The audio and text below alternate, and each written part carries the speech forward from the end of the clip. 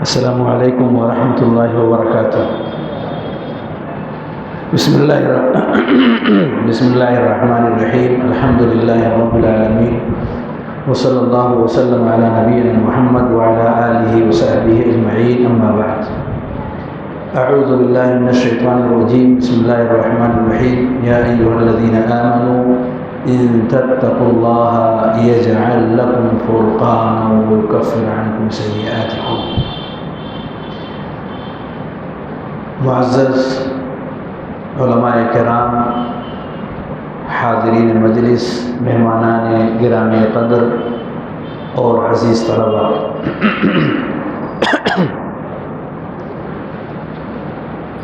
میرے لیے بڑی سعادت کی بات ہے اور بے انتہا خوشی کہ اپنے ایک قدیم ترین ساتھی جامعہ سلفیہ مرکزی دارالعلوم اور پھر جامعہ اسلامیہ مدینہ طیبہ کے اندر ایک عرصے دراز تک جہاں ہم سب نے علم حاصل کرنے کے لیے رخ کیا، اللہ رب العالمین نے رفاقت بخشی، ایک دوسرے سے مستفید ہوتے رہے۔ ایک لمبے عرصے کے بعد آج ملاقات ہوتی ہے، بے انتہا خوشی ہے۔ اللہ رب العالمین شیخ محترم اور آپ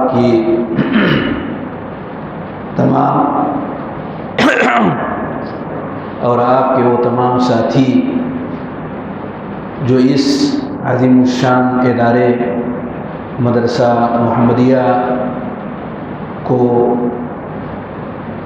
تعلیمی میدان میں آگے ہی آگے کی طرف لے کر کے چل رہے ہیں، مزید ترقیوں سے نوازے، اور نہ صرف اس شہر کے بلکہ آس پاس کے اور دور دراز کے تمام شہروں سے آنے والے طلباء کو زیادہ سے زیادہ استفادے کا رب کریم حسین اور ذری موقع عنایت فرمائے۔ جو خدمتیں اور محنتیں ہیں اور الحمدللہ جو نظر آ رہی ہیں بہت ہیں، اللہ رب العالمین انہیں قبول فرمائے اور میزان حسنات میں اضافے کا ذریعہ اور سبب بنائے۔ کچھ دیر آپ سے گفتگو کرنے کے لیے ہم سب یہاں جمع ہوئے ہیں۔ گفتگو کے آغاز سے پہلے ذمہ داران کی اجازت سے میں چاہتا ہوں تھوڑی سی مجلس کے اندر چینجنگ کر لی جائے، اگر اجازت ہے تو۔ ہم لوگ اپنی کرسیاں دیوار کے ساتھ اگر ملا سکتے ہیں تو پہلی چینجنگ یہ ہے کہ کرسیوں کو لے کر کے ذرا پیچھے کی طرف چلے جائیں، اور ہمارے جو طلباء ہیں وہ اتنے دور تک جو پھیلے ہوئے ہیں تھوڑا سمٹ کر کے نزدیک آ جائیں۔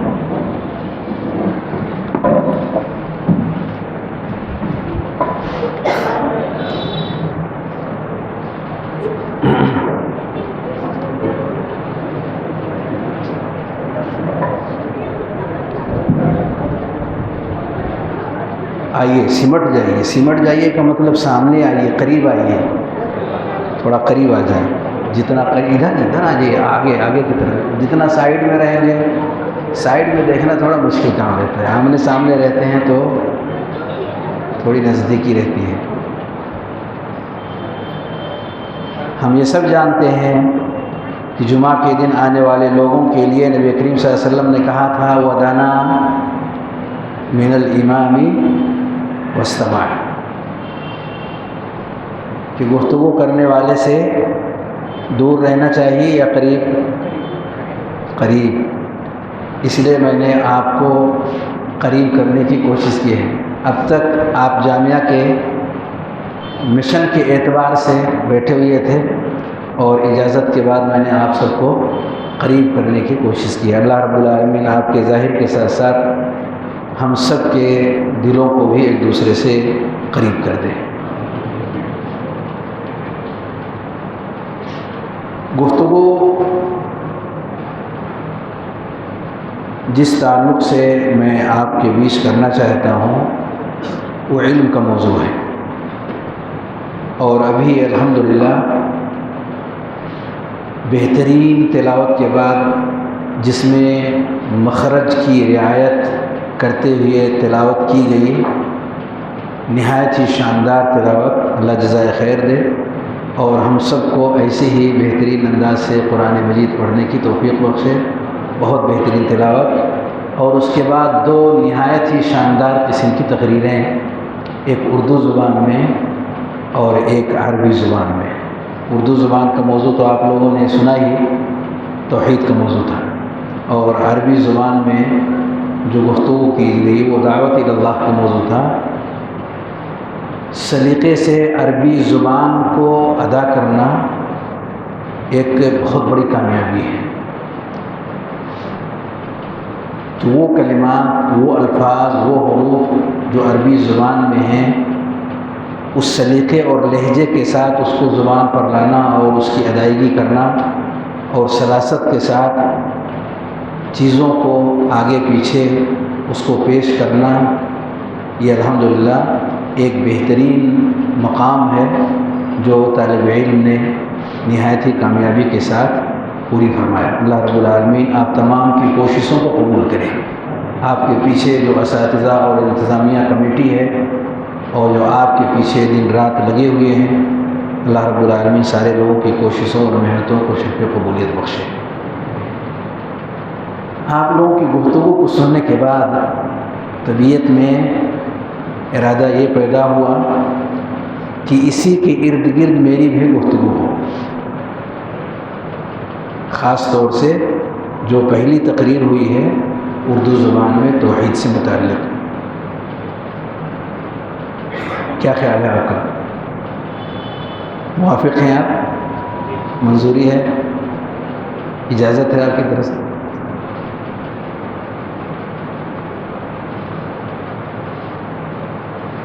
میں نے ایک آیت کریمہ پڑھی ہے، اس آیت کریمہ میں اللہ رب العالمین نے اہل ایمان کو حکم دیا ہے کہ اگر آپ تقوی اختیار کر لیں تو اللہ رب العالمین آپ کو علم دے گا۔ دے گا کہ نہیں دے گا؟ کیا اختیار کر لیں؟ کیا اختیار کر لیں؟ ذرا زور سے بولیں۔ تقوی اختیار کر لیں تو کیا دے گا رب کریم؟ مضبوط علم دے گا، ایسا علم جو حق کو باطل سے الگ الگ کر دے، صحیح کو غلط سے الگ الگ کر دے، طیب کو خبیث سے الگ کر دے، حلال کو حرام سے الگ کر دے، کلیئر دو ٹوک، یجعل لکم فرقانا۔ لیکن شرط اللہ نے رکھی ہے۔ کیا شرط ہے اس کے لیے؟ کیا شرط ہے؟ تقوی۔ تقوی کی شرط ہے۔ کسے کہتے ہیں تقوی؟ آپ کی شرکت چاہیے، اور لوگوں نے کہا وقت تھوڑا کم بھی ہے، تھوڑا جلدی جلدی شریک ہوں۔ تقوی کسے کہتے ہیں؟ تقوی کھڑے ہو کے ہاتھ اٹھائیے، پہلے ہاتھ اٹھائیے، پتہ چلے کون۔ نہیں بتانا نہیں، ہاتھ اٹھانا ہے۔ تقوی کسے کہتے ہیں؟ جو شریک ہونا چاہتے ہیں وہ ہاتھ اٹھائیں تاکہ میں چوائس کر سکوں کہ کس سے پوچھنا ہے۔ ماشاء اللہ، ماشاء اللہ، اللہ مبارک۔ جی آپ کھڑے ہو کر بتائیے۔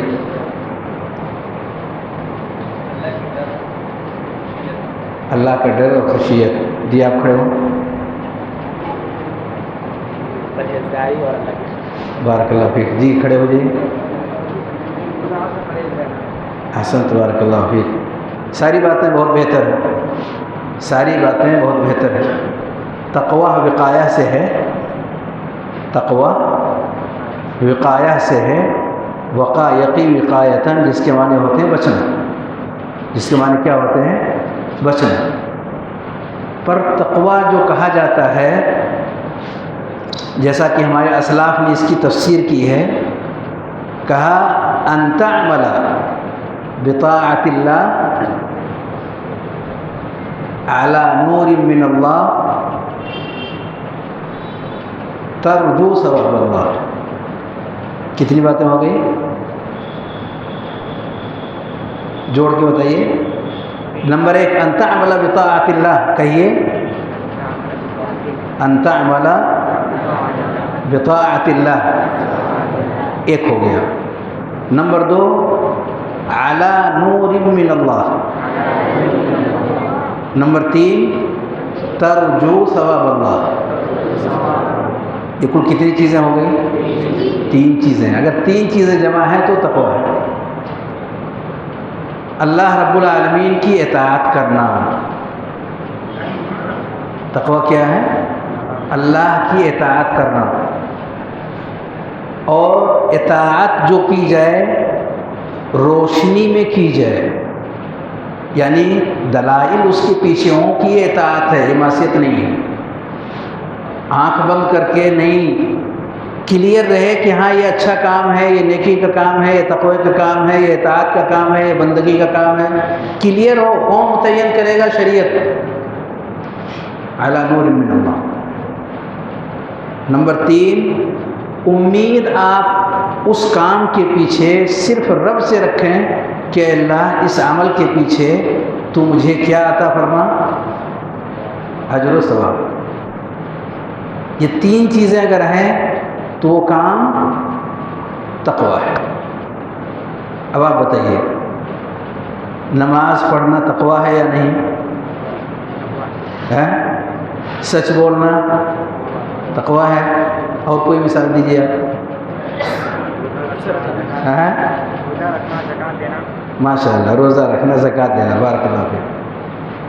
اس طرح سے کوئی بھی عمل خیر، کوئی بھی نیکی کا عمل آپ اختیار کریں جسے شریعت نے کنفرم کر دیا ہو کہ وہ اطاعت ہے، اور آپ کا مقصد اور ارادہ صرف اور صرف رب کو راضی کرنا ہو، باقی کوئی اور چیز نہ ہو، تو کیا ہو جائے گا؟ تقویٰ. تقوی کا دوسرا حصہ سلف کی تعریف میں ایک تو یہ ہو گیا ان تعمل بطاعت اللہ وان تجتنب المعاصی علی نور من اللہ تخشى عقاب اللہ. تخشى عقاب اللہ. معصیت اور نافرمانی سے بچنا. معصیت اور نافرمانی سے بچانا. جو کام شریعت کی نگاہ میں معصیت ہے، گناہ ہے، صغیرہ گناہ ہو، کبیرہ گناہ ہو، گناہ ہے، وہ اس سے کیا کرنا؟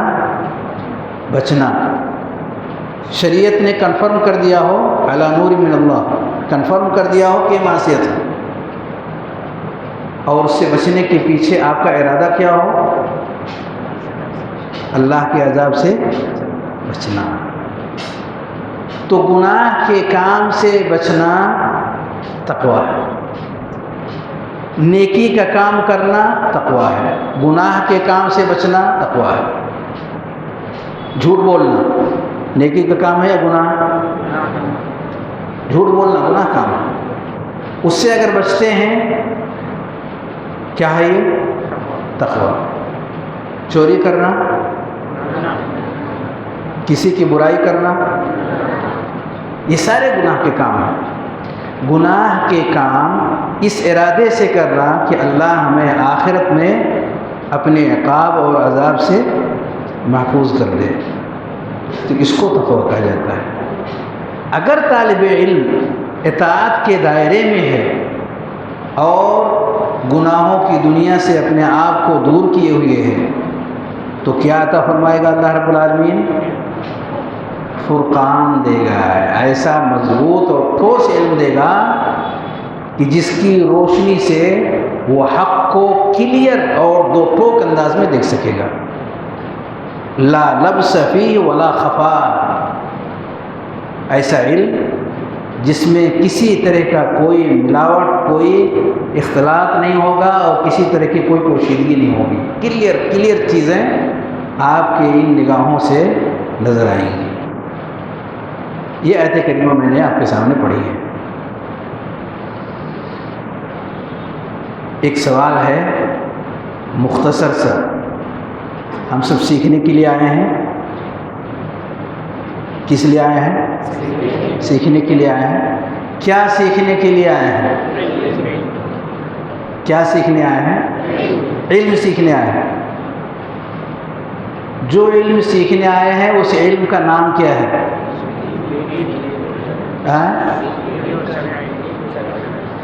دینی و شرعی علم. دینی و شرعی علم. سوال، نحو صرف آپ پڑھتے ہیں، کیا یہ دینی و شرعی علم ہے؟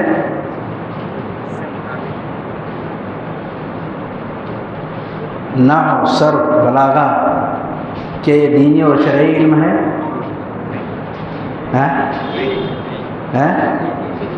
کیسے؟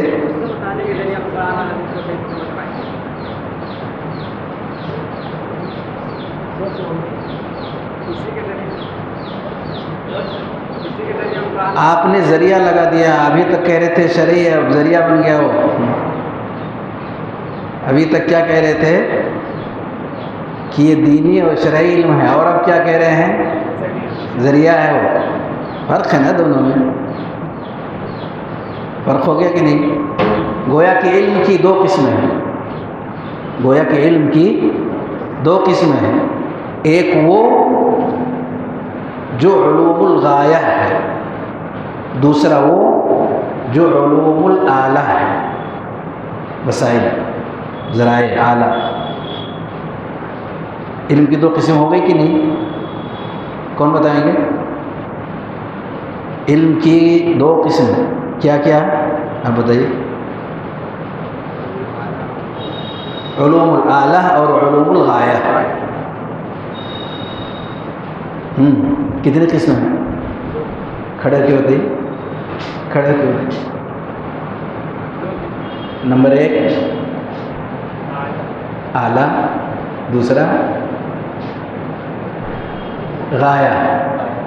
غایہ یعنی مقصد، اعلیٰ معنی ذریعہ. بیٹھیے. علوم الغایہ کی مثال کون دیں گے؟ علوم الغایہ کی مثال کون دیں گے؟ غایہ. صبر صبر صبر صبر، صرف ہاتھ اٹھائیے بس. میں چاہتا ہوں پیچھے سے بھی شرکت ہو. علوم الغایہ کی مثال یعنی کون کون سا علم اس کے اندر آئے گا، کون کون سی چیز اس کے اندر داخل ہوگی. ہاں چلیے آپ ہی کھڑے ہو جائیں.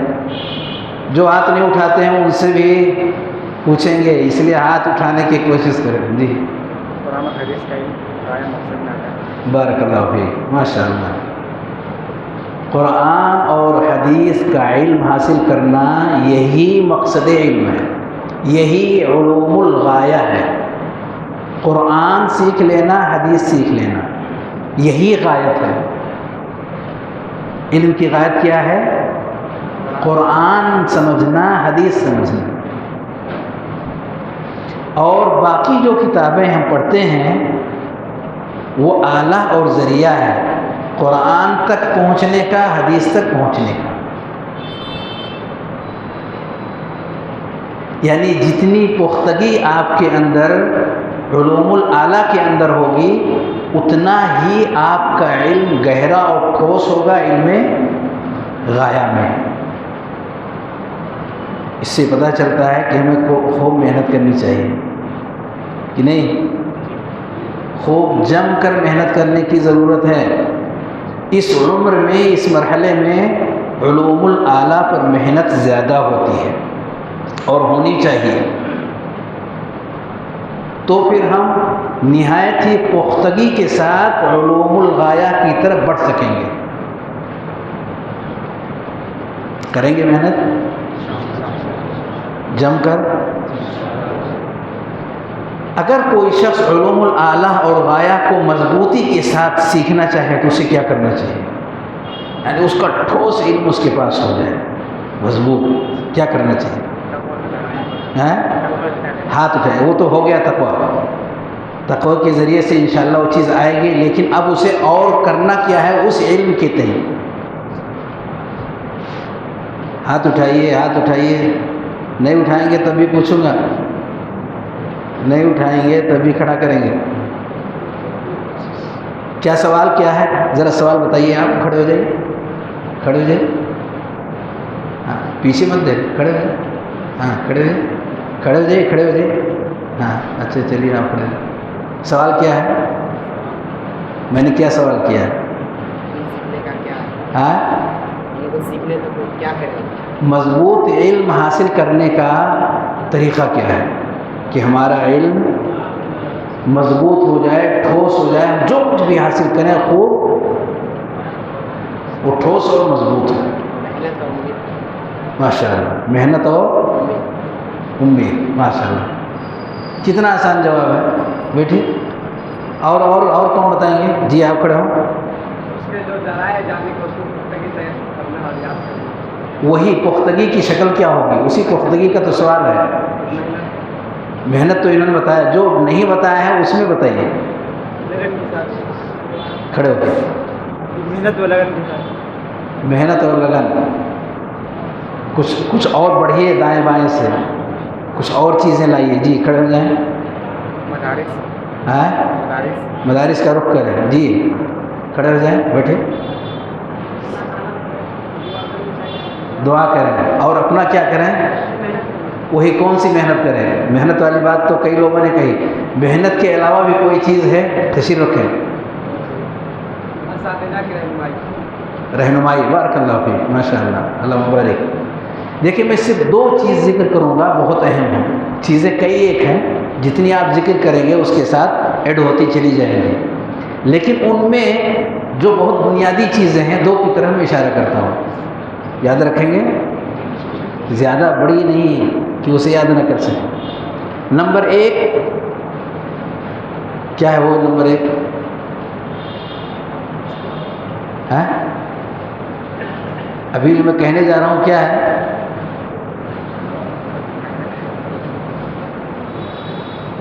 کیا کہنے جا رہا تھا؟ نمبر 1 حفظ. نمبر 1 حفظ. مختصر ہے کہ نہیں؟ یاد رہے گا. نمبر 2 فہم. فہم یعنی سمجھنا، یہ بھی یاد رہے گا. 2 پر محنت کیجیے، 2 پر محنت کیجیے. علوم الاعلیٰ بھی آپ کا پختہ اور علوم الغایہ بھی آپ کا خوب پختہ ہو. 2 کیا چیزیں ہیں؟ کون بتائیں گے؟ جی آپ بتائیے. ہاں سر نیچے نہیں، اوپر کھڑے ہو کے ہمت کریں گے. پڑھنے آئے ہیں، کھڑے ہو جائیں. ہمت کیجیے. آپ شیر ہیں الحمدللہ. طلباء سے بڑھ کر کے شیر دنیا میں کوئی بھی نہیں. جی بتائیے. ابھی 2 چیزیں میں نے کیا بتائی ہیں؟ 2 چیزیں ابھی بتائی ہیں میں نے. جی آپ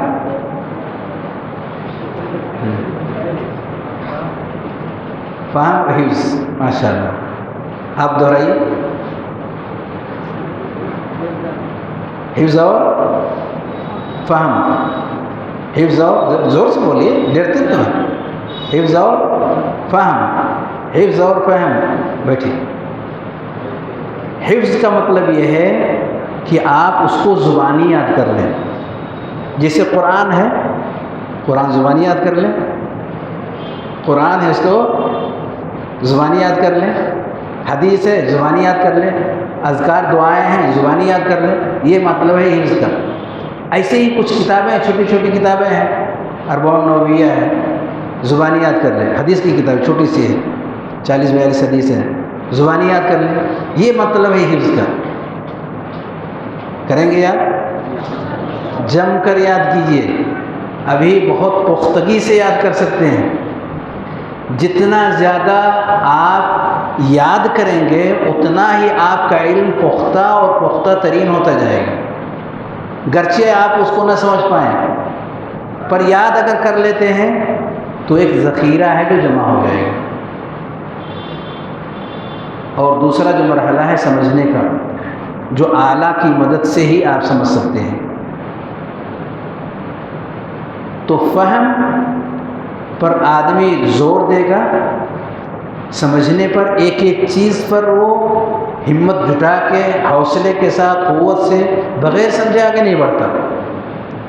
اگر ایک دن میں ایک شخص ایک مسئلہ سمجھ لے، ایک دن میں کتنا مسئلہ سمجھ لے؟ ایک مسئلہ سمجھ لے، سال میں کتنے دن ہوتے ہیں؟ 365۔ کتنے مسئلے ہو گئے اس کے پاس؟ 365 مسئلے اس نے اچھے سے سمجھ لیا۔ اور 2 سال پڑھ لے تو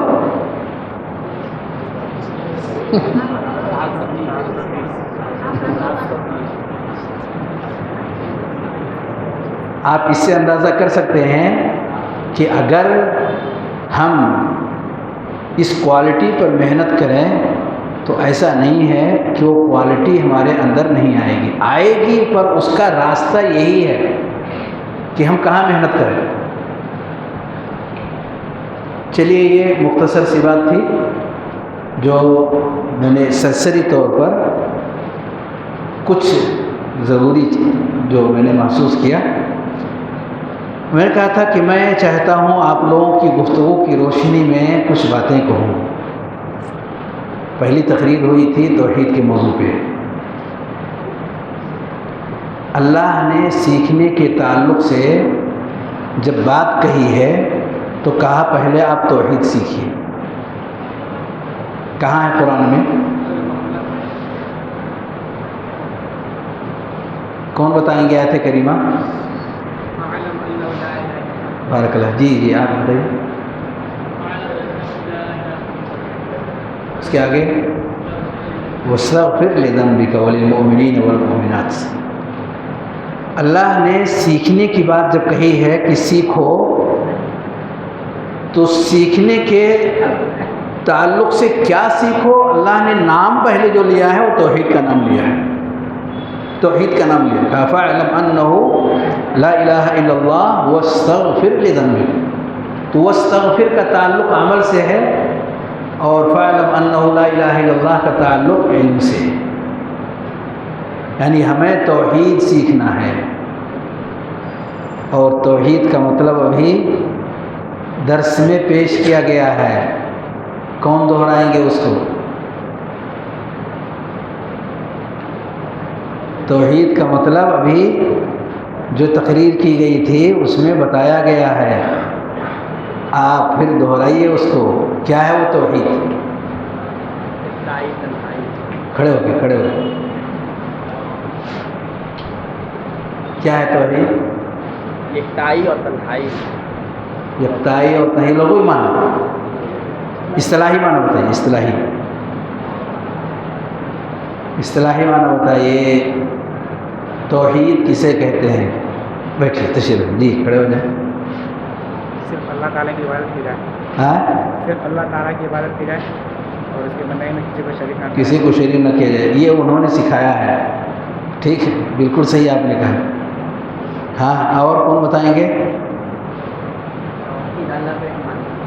اللہ کو ایک ماننا، یہ تو لغوی معنی ہو گیا۔ اصطلاحی معنی، شرعی معنی، ہاں کھڑے ہو جائیں۔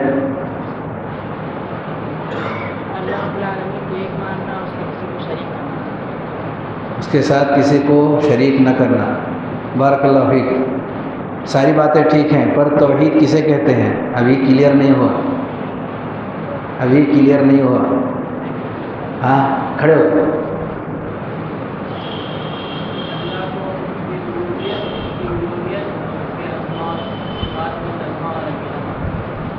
زبردست، یہ انہوں نے توحید کی ایک جامع تعریف ذکر کی ہے۔ اللہ کو ایک ماننا کس چیز میں؟ انہوں نے تینوں پہلوؤں کو ذکر کیا، ربوبیت، الوہیت، اسماء اور صفات۔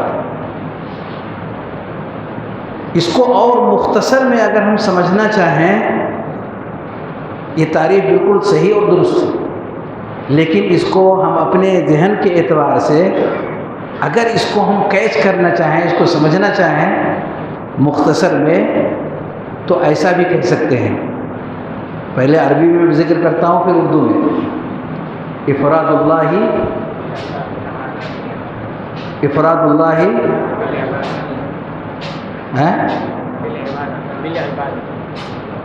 افراد اللہ نہیں، افراد اللہ بحقہ، افراد اللہ بحقہ ہے بیٹا.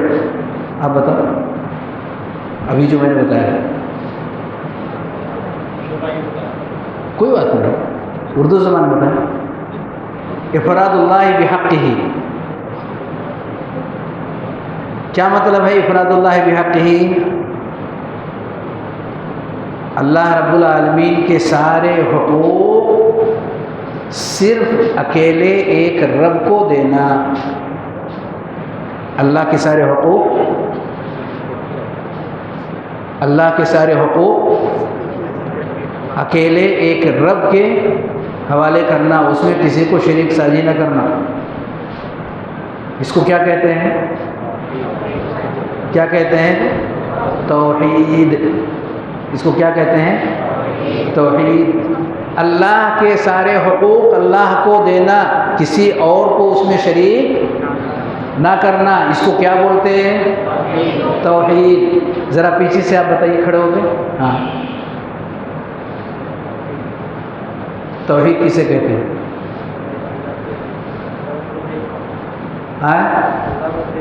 ارے ابھی جو میں نے بتایا اتنی دیر سے اس کو دہرائیے.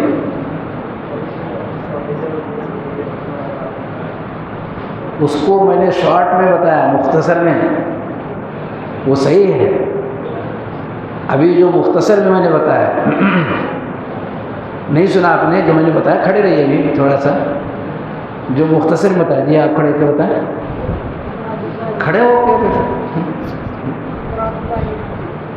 سنا آپ نے؟ افراد اللہ بحق ہی، اردو میں کیا بولیں گے اس کو؟ اللہ کے تمام حقوق صرف اللہ کو دینا، کسی اور کو نہ دینا. سارے حقوق جو اللہ کے ہیں اللہ کو دینا. کلیئر ہے؟ واضح ہے؟ سمجھ میں آیا اردو زبان میں؟ جو نہ سمجھے ہوں ہاتھ اٹھائیں. اگر ہاتھ نہیں اٹھاتے ہیں اس کا مطلب میں پوچھوں گا تو آپ بتائیں گے. یہ ہو گیا توحید. اور ساتھی نے کھڑے ہو کر کے توحید کی جو تعریف کی ہے وہ یہ نہیں کی ہے، وہ کچھ اور کیا ہے. وہ کون سی توحید ہے؟ ابھی تقریر میں جو توحید کی تعریف بتائی گئی ہے، اصطلاحی شرعی تعریف، وہ کچھ اور ہے. اس کو کون سا توحید کہیں گے؟ ہاں، اس کو توحید عبادت کہتے ہیں. توحید الوہیت، توحید عبادت. اس کو کون سی توحید کہتے ہیں؟ توحید عبادت. افراد اللہ بالعبادہ، یہ توحید عبادت. توحید الوہیت، افراد اللہ، بولیے ضرور، بالعبادہ. تمام طرح کی عبادتیں صرف اللہ کے لیے کی جائیں.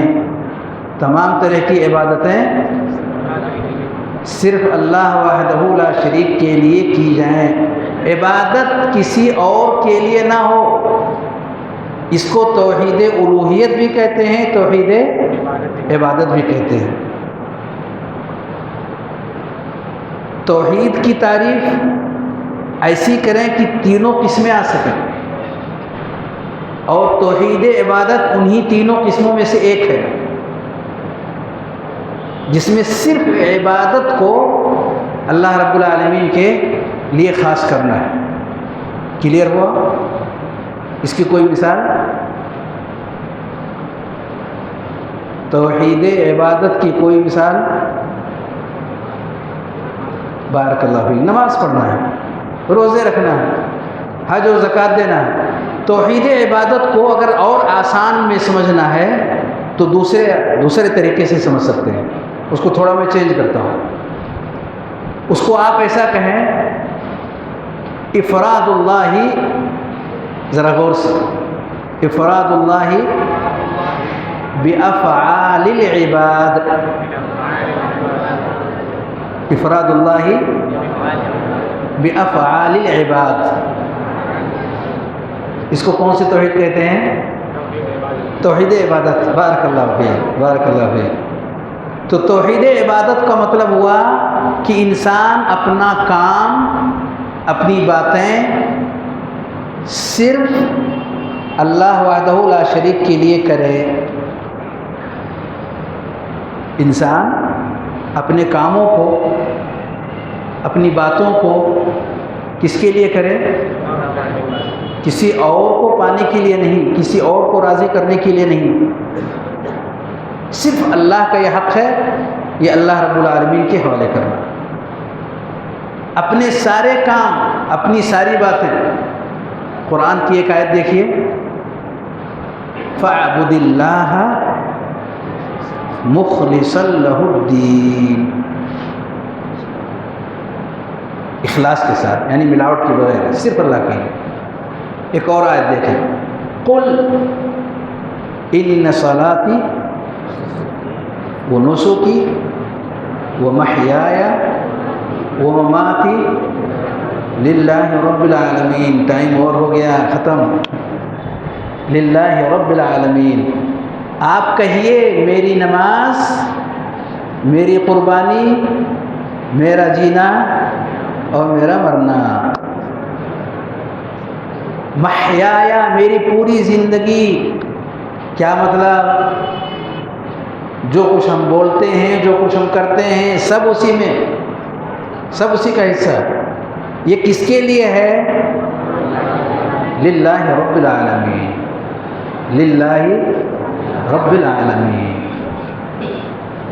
یہ کام اگر انسان سیکھ لے اور کر لے اس کام کو، یہ عظیم الشان کام کہ انسان اپنے کاموں کو، اپنی باتوں کو، اپنی پوری لائف کو رب کے حکم کے مطابق بنائے اور رب کو راضی کرنے کے لیے کرے،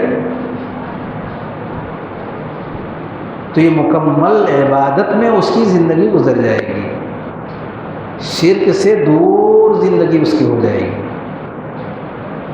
واضح ہوا؟ افعال العباد کا مطلب سمجھ میں آیا کہ ہمارے جو کام ہیں یہ سارے کے سارے کام کس کے لیے ہونے چاہیے؟ اللہ وحدہ لا شریک کے لیے۔ اب رکوع انسان کرتا ہے، یہ عبادت ہے؟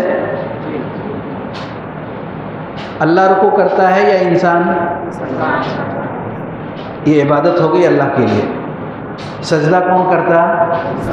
یہ بھی عبادت ہو گئی، اللہ کے لیے کر رہے ہیں۔ ہم اللہ کا کلام پڑھتے ہیں زبان سے، عبادت ہو گئی۔ ذکر اور اذکار زبان سے، یہ بھی اللہ کی عبادت ہو گئی۔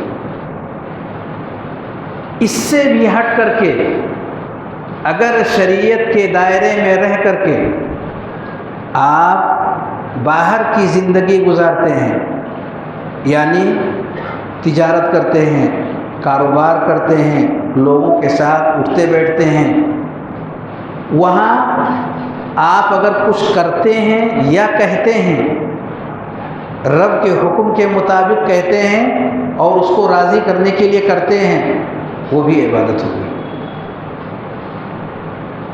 مسجد سے نکل کر باہر آپ گئے، وہاں آپ نے محنت کیا، وہاں آپ نے کوشش کیا، حرام سے دور رہ کر کے حلال راستے پر چلتے ہوئے، یعنی رب کے حکم کے مطابق زندگی گزارتے ہوئے جو کچھ بولتے اور کہتے گئے، رب کے حکم پر چلتے ہوئے اور رب کو راضی کرنے کے لیے، تو کیا ہو جائے گا؟ نبی صلی اللہ علیہ وسلم نے کہا حتی اللقمۃ تدعو فی امرأتک، یہاں تک کہ وہ لقمہ جو آپ اپنے بیوی کے منہ میں رکھیں، ایک دوسرے کو کھانا کھلانا، ایک دوسرے کی مدد کرنا، کس کے حکم سے ہو رہا ہے؟ رب کے حکم سے۔ یہ سب کچھ دائرے عبادت کے اندر داخل اور شامل ہو جائے گا۔ بأفعال العباد. یہ ہے توحید عبادت. گویا کہ اللہ رب العالمین نے جس مقصد کے لیے ہمیں پیدا کیا تھا وہ مقصد کیا نکلا؟ مختصر میں وہ مقصد کیا نکلا کہ ہم اپنے کاموں کو، آپ عبادت کہنے کے بجائے اس کی وضاحت کر دیں، ہم اپنے کاموں کو اور اپنی باتوں کو کیا کر دیں؟ رب کے حکم کے مطابق کر دیں اور اس کی رضا کے لیے کر دیں. اپنے کاموں کو اور اپنی باتوں کو رب کے حکم پر کر دیں اور اس کی رضا کے لیے کر دیں، تو مقصد تخلیق حاصل ہوگا یا نہیں ہوگا؟ حاصل ہو جائے گا. اسی کے لیے ہم پڑھتے ہیں. اس لیے نماز میں سستی نہیں کرنی چاہیے. تلاوت قرآن میں دل لگا کر کے تلاوت کرنی چاہیے. کوئی بھی کام کریں اس جذبے سے کریں کہ اس پر اللہ ہم کو کیا دے گا؟ اجر دے گا. جیسا کہ تقویٰ کی تعریف میں گزر چکا ہے، اجر دے گا. اس کا نفع اور فائدہ اللہ ہم کو دینے والا ہے. دنیا میں اس کا اثر ہم کو ملے گا اور مرنے کے بعد رب کریم جنت دے گا. اللہ ہم سب کو جنت کا وارث بنائے، دنیا کی زندگی کو اچھی زندگی بنائے، سعادت والی زندگی عطا فرمائے. علم کی روشنی سے اللہ ہمیں اس سفر کو آگے بڑھانے کی توفیق عنایت فرمائے. جب تک ہمیں دنیا میں رکھے اللہ رب العالمین اپنی اطاعت پر، بندگی پر، تقویٰ پر، طہارت پر رکھے. صلی اللہ وسلم علی نبینا محمد وعلی آلہ وصحبہ اجمعین. السلام علیکم ورحمۃ اللہ وبرکاتہ.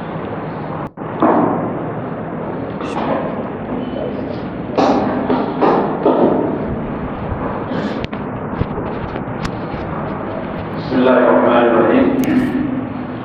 الحمد للہ رب العالمین وصلی اللہ وسلم وبارک علی نبینا محمد وعلی آلہ وصحبہ اجمعین. سب سے پہلے ہم اللہ رب العالمین کی حمد اور اس کی تعریف بیان کرتے ہیں اور اس کے تحت شکر گزار ہیں کہ اس نے یہ مبارک موقع ہم تمام طالب علموں کو، اساتذہ کو اور کو اور اس طرح سے یہاں کے لوگوں کو اللہ نے یہ موقع فراہم کیا کہ ایک بڑے عالم کی نصیحتوں سے ہم لوگ مستفید ہوئے. اور اسی طریقے سے ہم شیخ کے بے حد شکر گزار ہیں اور شیخ کے بارے میں کوئی زیادہ باتیں ہم نہیں کر سکتے اس لیے کہ وقت نہیں ہے. اللہ رب العالمین سے ہم دعا کرتے ہیں کہ اللہ تعالیٰ شیخ کے فرمائے اور جو بھی کام وہ کر رہے ہیں اللہ تعالیٰ اس کام کو آگے بڑھائے اور برکتیں عطا فرمائے اور اللہ رب العالمین کی جملہ حسنات کو، جملہ نیکیوں کو اللہ تعالیٰ ان کے نیکیوں کے میزان میں رکھے. اور اسی طریقے سے کولکاتہ شہر جمعیت سے آئے ہوئے اراکین جمعیت کے بھی ہم بے حد شکر گزار ہیں کہ وہ ہمارے اس پروگرام میں شریک ہوئے اور خاص طور سے مہمان عالم ہمارے جو ڈاکٹر عبدالرحمان صاحب آئے ہوئے ہیں ان کو لانے میں بڑا کردار انہوں نے ادا کیا ہے، جس پر ہم ان کے بے حد شکر گزار ہیں. اور اسی طرح سے جو لوگ مقامی لوگ بھی اس پروگرام میں شریک ہوئے ہیں، ہمارے طلبا اور اساتذہ ہیں، سب کے ہم بے حد شکر گزار ہیں. اور اللہ رب العالمین سے ہم دعا کرتے ہیں کہ اللہ تعالیٰ اس طرح کے مواقع ہم لوگوں کو نصیب فرماتا رہے اور علماء سے ہم مستفید ہونے کا موقع فراہم کرے. اللہ رب العالمین کے لیے ہم اور اس کی تعریف اور اس کا شکر ہے. سبحانک اللہم وبحمدک اشہد ان لا الہ الا انت استغفرک واتوب الیک. وصلی اللہ وسلم علی نبینا محمد وعلی آلہ وصحبہ اجمعین. والسلام